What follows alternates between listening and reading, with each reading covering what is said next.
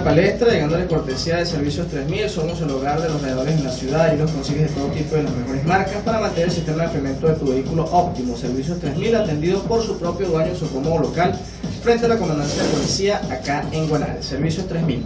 También a nombre de Carlos Motos Terán de Julián Terán, que te invita a pensar en grande y te ofrece toda la asesoría para la venta o para la compra de vehículos nuevos o usados. También ofrece cauchos nuevos o usados para vehículos y motos, repuestos para vehículos y motos. Lo que busques en este sentido lo consigues allí en Carlos Motos Terán de Julián Terán, en la avenida José María Vargas, frente a la estación de servicio El Hierro. También a nombre del Centro Ecoturístico La Cachama Sonriente, donde puedes degustar el mejor pescado en el mejor ambiente. Y también contamos allí con un sistema de lagunas para que practiques la pesca familiar y una piscina para que escapes del calor en familia. Estamos allí en el sector Santo Cristo, a 5 minutos de Biscucuy, Centro Ecoturístico La Cachama Sonriente. También a nombre del doctor Jimiro Mendoza, médico internista, que ofrece atención allí en la clínica Las Mercedes, a media cuadra del Banco Mercantil. Puedes contactar la previa cita por el 0426-653-1492. Doctor Jimiro Mendoza, médico internista. Ahora vamos con personajes que son noticia en La Palestra. Sí, a esta hora entonces le damos la bienvenida a nuestro invitado hoy acá en el espacio, el alcalde del municipio de Guanare, Rafael Calle. Bienvenido, alcalde. Bueno, gracias, Daniel, por la invitación. Un saludo muy especial a todo el pueblo de Guanare y de portugueses que nos escucha a través de esta importante emisora. Y bueno, aquí como siempre, para la disposición de poder compartir, conversar y que el pueblo, bueno, escuche nuestras ideas, nuestras propuestas y nuestros análisis con relación a la coyuntura que estamos de alguna manera viviendo. Sí, alcalde, bueno, quisiera que iniciáramos conversando sobre el tema pues que está en la palestra, que son las protestas, el tema del proceso constituyente. Yo lo considero un político, digamos, no fanático de la política, sino que practica la política de forma sensata. Y bueno, me gustaría que nos hiciera un análisis, pues ¿cómo califica usted lo que se está viviendo en este momento? Desde el factor de la oposición se manifiesta que se está en un proceso hacia que se instaure una dictadura en el país, que se está llevando a cabo un proceso constituyente que no cumplió, digamos, con las normas establecidas por la Constitución de la República Bolivariana de Venezuela. Hay voces también afectas al presidente Chávez, al presidente fallecido Hugo Chávez, que han reaccionado también frente a este proceso constituyente. Sin embargo, desde el gobierno se dice que esta constituyente es la que permitirá alcanzar la paz en el país, y hay quienes manifiestan que, tomando en cuenta que la constituyente no goza del afecto de la mayoría de la población, no es la fórmula que se debería aplicar. ¿Cómo analiza usted el escenario? Bueno, mira, tendríamos que ir un poco a analizar el tema histórico, lo que ha sucedido hasta este momento, ¿no? En primer lugar, la oposición siempre ha sido crítica a la constitución actual. Desde el principio, tanto es así, de que en el 2002, iniciando una constitución que apenas estaban haciendo, que no tenía ni 2 años, bueno, dieron un golpe de Estado. Después un paro petrolero, después todo lo que tiene que ver con las guarimbas, todo lo que hemos conocido. En primer lugar hay que analizar que la oposición violenta, pues yo creo que hay varios tipos de oposición, ¿no? Y bien todo el mundo lo sabe, que hay varias la oposición no es homogénea, digamos, en su planteamiento, sino que hay unas personas que creen en que la cosa es por la vía violenta, otros que creen que la cuestión es por la vía democrática, otros que creerán otra manera de pensar. Lo cierto es que no hay una unificación de criterios de la oposición. Y desde que nosotros tenemos uso de razón, venimos estando al asedio de la oposición. O sea, mejor demostración que el 2002, donde Chávez tenía el 70%, igualito le dieron un golpe de Estado, igualito pasó todo lo que pasó, donde el presidente Nicolás Maduro en el 2013 gana con 250.000 votos, igualito salen a la calle a manifestar, en el 2014 lo mismo, en el 2015 lo mismo. O sea, quiere decir que siempre hemos tenido una posición, sobre todo esa posición macabra, esa oposición violenta, ¿verdad?, que ha tenido, bueno, estado en la palestra, pues valga el nombre del programa. ¿Y por qué hago este análisis? Bueno, porque indistintamente lo que nosotros hemos propuesto, nunca han estado de acuerdo. Tanto es así que en el 2010 ni siquiera participaron en unas elecciones a diputados y el país siguió avanzando. Del 2010 hasta que los diputados fuimos nuevamente a elecciones, como bien lo saben, yo también participé en esas elecciones, y bueno, ganaron sin duda espacio importante. Sin embargo, igual en el 2013 decían que las elecciones no servían, que los procesos electorales nosotros los trampeábamos, En el 2015 sí era en verdad la única manera que las elecciones sean verdad y satisfagan, digamos, ese sector de la oposición, es que ellos ganen. Ahora, ¿usted cree que la constituyente sí es el camino, a su juicio? Bueno, déjame, si me permite hacer este análisis, que vamos a llegar al punto donde quiero llegar. ¿Y por qué hago este análisis? Bueno, porque en primer lugar nunca dejó de ser violento. Un grupo importante de la oposición nunca debe ser violento. En segundo lugar, han visto varias ocasiones donde el presidente Nicolás Maduro ha llamado a que se converse, a que haya una mesa de diálogo. Y en toda esa mesa de diálogo la oposición ha terminado dándole una patada a la mesa. Ellos mismos escogieron, en primer lugar el presidente planteó en aquel momento, en el año 2014, si no me equivoco, los motores, que era una relación entre todos los venezolanos, que nosotros mismos pudiéramos sentarnos en una mesa para dar y conversar sobre las cosas que necesitaba el país. La oposición no asistió. Esa fue la primera, donde el presidente llamó a la oposición a que se sentara, pero se sentara por área, por grupo, por el tema económico. Bueno, vamos a ver qué vamos a resolver el tema económico. ¿Pero usted cree que el gobierno no se ha equivocado en nada? No, por supuesto que nos equivocamos. Lo único que no se equivoca es Dios. ¿Pero en qué cree usted que se ha equivocado el Bueno, gobierno? vamos, déjame responderte la primera pregunta. Lo que pasa es que el tiempo es corto, Carlos. Bueno, lamentablemente no te la puedo dejar, no te la puedo Ajá. responder porque es compleja. El análisis es complejo. Entonces yo decirte una respuesta como a lo mejor lo que tú quieres, sí o no, no te la Pero, puedo. por ejemplo, voy a colocarle un ejemplo de... Déjame terminarte ajá, la idea que ok. tengo. Déjame terminarte la idea.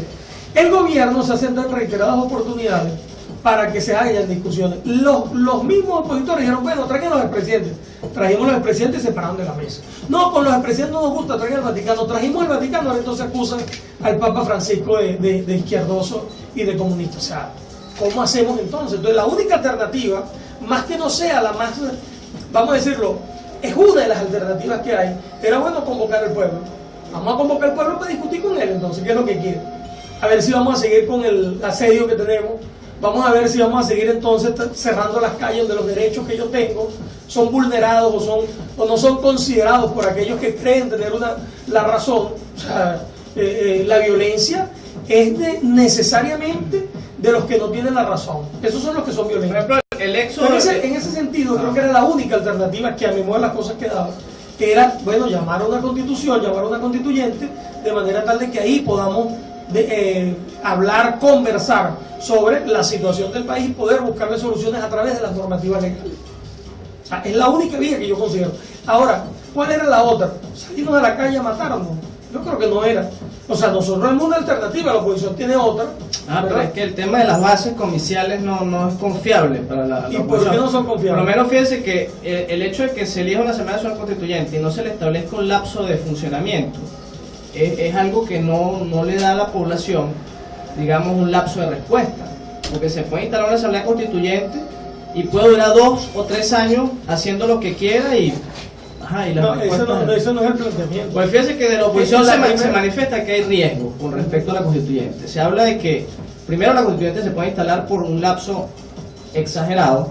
Por el otro lado ya se está diciendo, voceros del alto gobierno dicen que bueno, que tiene los días contados la fiscal porque le llevó la contraria al gobierno. Quiere decir que entonces van a atropellar a los poderes constituidos, y puede pasar con otros poderes. Y esto de alguna manera deja en evidencia que lo que se estaría sería profundizando la crisis, profundizando la división y profundizando el odio entre una u otra tendencia, que eso puede degenerar en mayor violencia. Entonces, pareciera que la constituyente lo que va es agravar la situación en vez de mejorarla. Bueno, mira, va a depender de cómo lo vea la oposición. Lo primero es que la oposición... ¿Tú crees que esos riesgos no los hay? Lo primero, por supuesto que los hay, pero bueno, vamos a la sensatez y vamos a tratar de buscar un punto de equilibrio. La oposición ha debido participar en la constituyente y presentar sus nombres. Fue el problema de ellos no presentarlo, ese es el problema de ellos. Igual pasó en el 2010, como te digo, y el país siguió andando. Sí, pero hay en el argumentos... caso particular de la fiscal, que no tengo todos los elementos a la mano, y obviamente los vamos a tener cuando haya el juicio, que va a ser además de vía oral, va a ser televisado, lo va a poder ver todos los ciudadanos, que es lo que se le está discutiendo a la fiscal. Aparentemente, según la información que yo tengo y lo que he podido leer, es que ella se niega a unos documentos que ella firmó, ¿verdad? Donde ella se niega que ella lo firmó. Entonces, bueno, que ella lo demuestra ahora con las pruebas respectivas. Y la persona encargada, en este caso Pedro Carreño, que fue quien hizo la denuncia, bueno, tendrá las pruebas a decir que sí lo firmó. Pero no se sigue negando algo que sí hizo. Y obviamente pero... un funcionario a ese nivel no puede en primer lugar negarse a cosas que hace, por ejemplo. Pero fíjese que es que la fiscal para el gobierno fue buena hasta el momento en que le llevó la contraria. A partir del momento que le llevó la contraria, comenzaron, digamos, a perseguirla. Eso deja en evidencia que el gobierno no escucha otra cosa o no ve otra cosa que la que ellos quieren ver. Bueno, hay que ver los elementos que tiene la fiscal para combatir al gobierno. Por ejemplo, a mí no me parece bien que la fiscal, por ejemplo, no diga del quemado en plena vía y no justifique que eso esté bien y que solo ataque a los organismos de seguridad. No puede ser. Entonces una persona con sindéresis, con un poquito de claridad, ni siquiera política, sino de claridad en las funciones que tiene, no debe solo atacar a los organismos de seguridad que pueden de alguna manera no reprimir, que tienen la obligación, ¿verdad?, de que todos tengamos nuestro derecho, que se respeten los derechos de los ciudadanos, entre ellos el derecho a la vía, el derecho al tránsito. Entonces, en el caso particular de la fiscal, ha tenido un comportamiento, no que sea a favor o en contra del gobierno, ha tenido un comportamiento tendencioso a favor de un sector determinado. ¿Cómo es posible que todos los asesinatos que se han ocurrido, ella se hace la vista gorda con relación a lo que los están investigando? Y más bien están manejándolo a través de la Fiscalía Militar además, para desplazar a la de eso, Fiscalía. las tesis que ella ha dado sin tener los elementos suficientes. Por ejemplo, yo veía una cadena ayer donde todo el alto gobierno, incluyendo el presidente de la República, aplaudían al coronel que le echó el empujón al presidente de la Asamblea Nacional allá dentro de la Asamblea Nacional propiamente. Una acción totalmente innecesaria, pues quienes vieron el video de que hubo una conversación entre ellos allí, saben que el empujón al final estaba de más. Y bueno, este coronel, en vez de ser reprendido por las autoridades y por la primera magistratura nacional, que es el presidente de la República, fue aplaudido por eso que hizo. Amigo, eso no debe ser aplaudido por nadie. Y yo creo que si el que hubiera sido empujado hubiera sido el defensor del pueblo o Manuel Galindo, procurador general de la República, ese coronel estaría ahorita en el SEBIN preso, porque se metió con alguien del gobierno. Pero como empujó fue alguien de la oposición, eso se aplaude. Eso es una muestra de la intolerancia en la que está sometido el país y en la que estamos viendo en las calles, porque si el presidente aplaude eso de un coronel, ¿qué pueden hacer unos estudiantes por allí? Bueno, aquí lo único que reina es la violencia. Entonces pareciera que el país está sumergido en algo y como que los actores políticos están cultivando. Si lo ven en ese contexto, como si el que lo empujaron fuera un santo, no estoy justificando. No, pero es que no tiene justificación. No, está bien, pero el discurso que tiene permanentemente en contra de los organismos de seguridad, en contra de la Guardia Nacional, en contra de todos los organismos, bueno, también, jefa, no es que tampoco es una dulce paloma, una palomita blanca, ¿no? El señor se ha dado la tarea también, o es que tú crees que el odio es solo propuesto o dicho por algunas personas del gobierno, también de la oposición, todos los días puedes agarrar los medios de comunicación, las redes sociales, y tú puedes, vamos a caracterizarlo, pues, porcentualmente quién más llama odio al país, para no decir que el gobierno nunca lo hace, bueno, porcentualmente búscalo, y los espacios de medios de comunicación para que tú veas cómo a diario llaman al odio al país. ¿Quiénes lo hacen? La oposición, la que todos los días está llamando al odio al país, no es el gobierno. Por ejemplo, tenemos un país donde hay un éxodo de venezolanos, afectos al gobierno y no afectos al gobierno, independiente, incluso extranjeros que vieron a Venezuela como un lugar para vivir tranquilo y se decidieron regresarse a sus países de origen. Un éxodo nunca visto en la historia de Venezuela, más de 7 millones de venezolanos se han ido. Alguien puede decir, bueno, si todo el mundo se está yendo, que quizás todos los venezolanos tenemos una persona cercana que decidió irse porque no aguantó la situación económica, no aguantó la situación política, no aguantó muchas cosas. Bueno, algo se está haciendo mal para que la gente esté decidiendo irse. Y las encuestadoras, que son unas empresas de medición científica que está comprobado, la mayoría coinciden en que la Asamblea Constituyente tiene un rechazo de más del 80% de la población.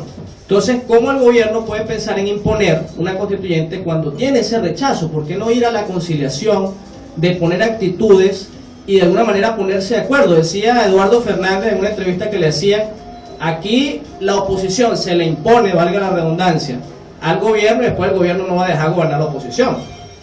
Y viceversa, entonces el país nunca va a salir de este círculo. ¿Cómo hacer para que lleguemos a esa sindéresis sin que una tendencia se imponga sobre la otra, pero que busquemos el bien para todos? Bueno, mira, por eso te lo decía al principio. En las mejores circunstancias, 2002, por eso comencé con eso, 70% a favor de Chávez le dieron un golpe de Estado. Ahí te dejo la respuesta, pues.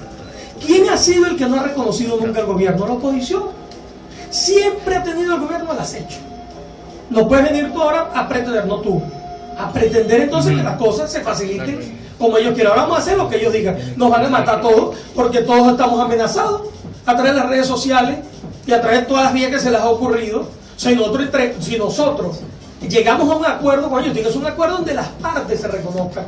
Y aquí quien nunca reconoció el gobierno ha sido la oposición, no nosotros. La oposición tiene que entender quién está mandando, quién eligió el pueblo de Venezuela. Eligió a Nicolás Maduro y eligió también una Asamblea Nacional. Entonces, mira, por eso también te habla de las mesas de trabajo, de las mesas de diálogo que se han conformado con el Vaticano, con los expresidentes, y ninguno de la oposición está de acuerdo. A todas, absolutamente todas, quien se ha levantado de las mesas ha sido la oposición, no ha sido el gobierno. Tenemos que hacer una pausa comercial, alcalde. De regreso me gustaría que nos dijera qué vaticina usted para el 30 de julio, una fecha crucial a la que mucha gente quizás le tiene miedo, pues no sabe qué va a pasar en el país. Incluso hay gente que está tratando de conseguir un poquito de comida de más de la que falta para tener en su casa, pero no sabe qué va a pasar. ¿Qué vaticina usted ese día? Pero vamos a la pausa y nos responde luego.